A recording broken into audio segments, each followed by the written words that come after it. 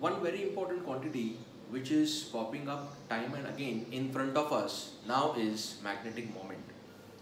This, as usual, has been the deciding criteria for a substance to act as a magnet. I again repeat and maintain this stand that if a substance has to be a magnet, it should have magnetic moment in a particular direction. हम लोगों ने paramagnetic में ये देखा, diamagnetic में ये possible नहीं था, फेरोमैग्नेटिक में उसी का एक एक्सटेंडेड और थोड़ा सा एनलार्ज्ड वर्जन है. यहाँ पे भी आंसर का फॉर्मेट अगर आप देखो तो it is very very same as your paramagnetic substance. जैसे फील्ड अप्लाइड नहीं है क्लासरूम विदाउट अ टीचर तो रैंडम ओरिएंटेशन है. वीक मैग्नेटिक फील्ड अप्लाई किया तो some of the atomic magnets will align parallel to the field. Strong magnetic field apply किया, strict teacher आया, all the atomic magnets, all the students will be driven in one single direction. तो ये points जो main technical points है वो same ही है. Absence of field, week magnetic field, strong magnetic field. But यहाँ पे हम लोग को और थोड़ा टेक्निकल डिटेल्स एक्सप्लेन करना है. बाकी conceptually it is the same, but यहाँ पे पैरामैग्नेटिक के मुकाबले चीज़ें फास्ट होती है, ज़्यादा प्रोनाउंस्ड होती है, ज़्यादा स्ट्रॉन्ग होती है. एंड हेंस यहाँ पे मैग्नेटाइजेशन या मैग्नेटिज्म का जो एक्विजिशन है वो टेम्पररी नहीं होता है, वो परमानेंट होता है. पैरा और फेरो में ये एक बहुत बड़ा डिफरेंस है जिसकी वजह से उनके एप्लीकेशंस भी बदल जाते हैं. अभी फेरोमैग्नेटिक सब्सटेंस कौन कौन से होते हैं? आयरन, निकल, कोबाल्ट, ये स्ट्रॉन्ग फेरोमैग्नेटिक सब्सटेंसेस हैं. इनका नंबर ओवरऑल काफ़ी कम है, बट जो अवेलेबल है Fe, Ni, Co, Fenico, I call them as, they are available in abundance. The types are less, but the abundance is there. अभी ऐसे फेरोमैग्नेटिक सब्सटेंस को अगर एक्सटर्नल मैग्नेटिक फील्ड में treat किया जाए तो वो कैसे बिहेव करेगा? That is our main point of discussion today. But structurally एक जो मेन फर्क फेरोमैग्नेटिक सब्सटेंस में है वो पहले हम लोग देख लेते हैं. That is called as domain. अब तक हम लोगों ने ये डिस्कस किया कि अगर सब्सटेंस को मैग्नेटाइज करना है तो उसका एटम एक टाइनी मैग्नेट होना ज़रूरी है. एटम को मैग्नेटाइज करना है तो उसके अंदर के इलेक्ट्रॉन्स ने कंट्रीब्यूट करना ज़रूरी है. तो सब्सटेंस, एटम, इलेक्ट्रॉन, ऐसा हम लोगों ने डिकम्पोजिशन उसका किया है. अभी यहाँ पे एक स्टेप और बढ़ गया. सब्सटेंस छोटे छोटे सेक्शंस में डिवाइड करेंगे, उस हर एक सेक्शन को बोलेंगे डोमेन, फिर डोमेन के अंदर एटम्स, फिर एटम के अंदर electrons. So let's start with this domain. Domain, any shape actually, is a group of large number of atomic magnets. Now you know what is atomic magnet. Every atom which has magnetic moment in a particular direction. So domain is group of such atomic magnets which are all directed in one direction. मतलब सारे magnets, सारे atomic magnets का magnetic moment एक ही direction में होता है students. अभी ये सारे अगर एक ही direction में है तो together they are forming one direction and it is this. So this is a direction of magnetic moment of this group called as domain. तो आपको सबसे पहला पॉइंट यहाँ पे यही एक्सप्लेन करना है. Domain, it is a group of large number of atomic magnets having their magnetic moments in one direction. अच्छा, ये एक डायरेक्शन में होने का कारण क्या है कि ये सारे जो एटम्स हैं ये एक दूसरे को होल्ड करके रखते हैं. They are bonded together with a strong exchange coupling. The technical word here is exchange coupling. ये exchange coupling क्या है? ये एक strong force है जिससे एक एटम उसके neighboring एटम को hold करता है same direction में. So domain is a group of large number of atomic magnets having magnetic moments in the same direction because all the atomic magnets hold each other with a strong force called as exchange coupling. So exchange coupling is a strong interaction between neighboring atoms of a ferromagnetic substance only. ये सिर्फ ferromagnetism में होगा students. Each domain, because of this, all the atomic magnets in the same direction. So each domain is what? A section So each domain, a small section of every ferromagnetic substance has got a large magnetic moment. Now by large I here mean as compared to the paramagnetic substance, क्योंकि paramagnetic में कैसा है, हर एक atom एक individual है, अलग अलग direction में है, तो वो हर एक एटम जो है उसका मैग्नेटिक मोमेंट और यहाँ पे हर एक डोमेन का मैग्नेटिक मोमेंट ऑफ कोर्स इसमें फर्क रहेगा, क्योंकि यहाँ पे ग्रुप ऑफ एटॉमिक मैग्नेट्स है. So each domain has got large number of atomic magnets and hence large magnetic moment. So these are the first 3 points which you should always put in ferromagnetism. And after that, the 3 points are similar as paramagnetism: absence of field, presence of weak field and presence of strong field. खाली इन दोनों में हम लोग को 2 points extra add करने हैं, और वो ये है कि weak magnetic field अप्लाई किया और उसके बाद उसको रिमूव किया, स्ट्रॉन्ग मैग्नेटिक फील्ड अप्लाई किया उसके बाद उसको रिमूव किया. पैरामैग्नेटिक में हम लोगों ने ऐसे नहीं किया था.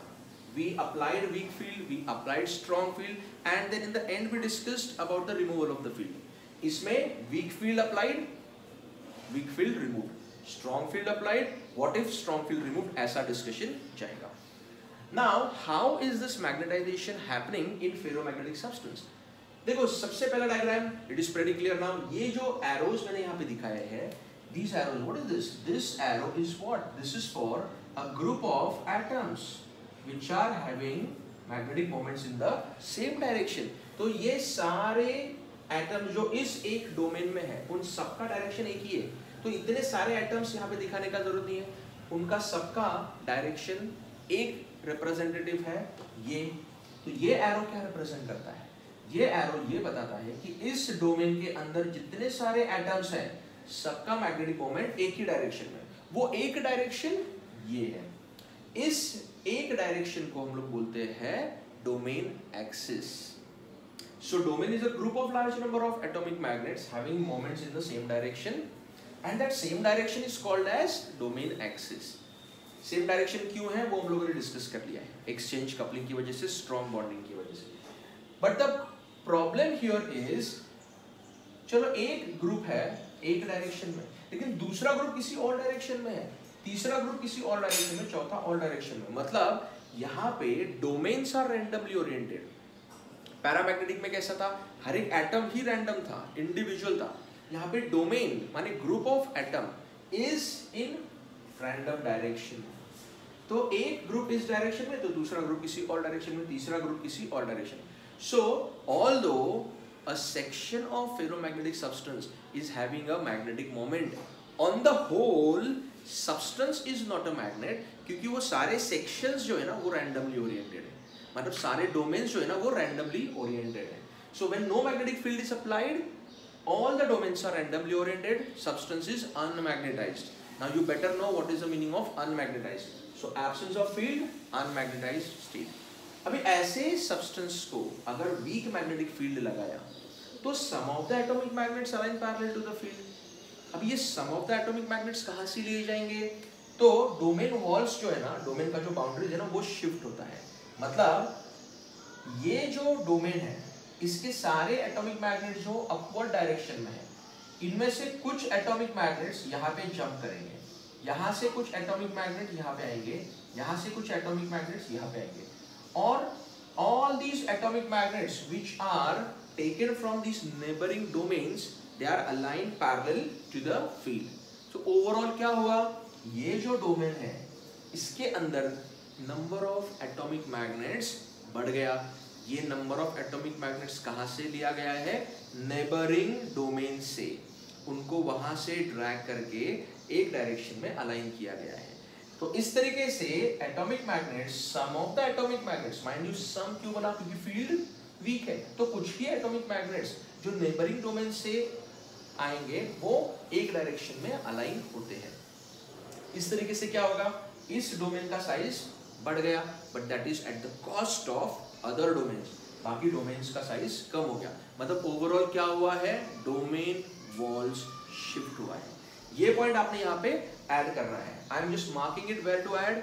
इन your answer you will be writing it.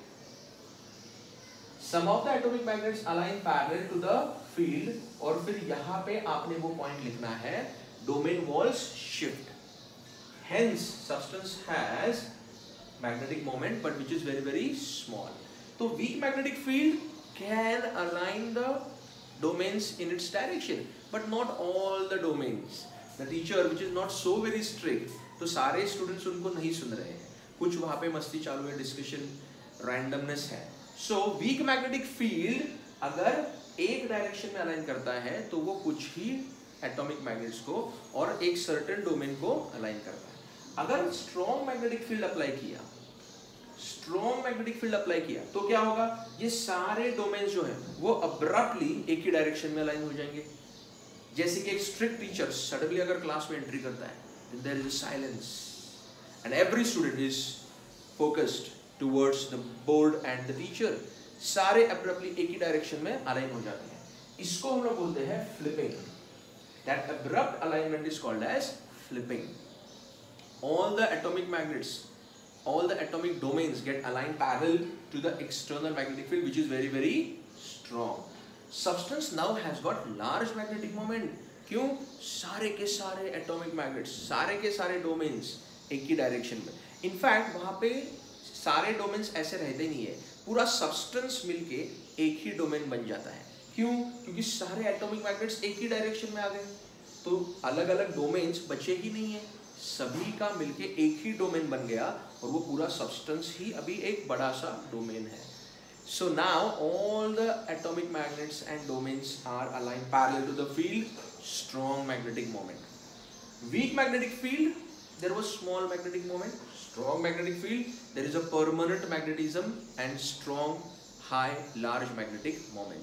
लेकिन अगर वीक मैग्नेटिक फील्ड को रिमूव किया तो जो डोमेन वॉल्स शिफ्ट हुआ था वो वापस अपने ओरिजिनल पोजीशन पे, मतलब यहाँ पे आ जाएगा.